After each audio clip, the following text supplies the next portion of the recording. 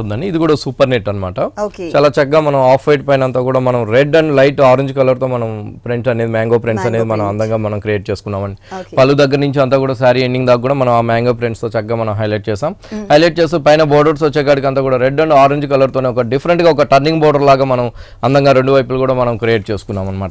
బాగుంటుందండి. Light weight that ఒక different prints తో ఉంటుంది అనమాట. సారీ కింద వైపు కూడా మనకి సేమ్ ప్రింట్స్ అనేది హైలైట్ అవుతూ వస్తుంది.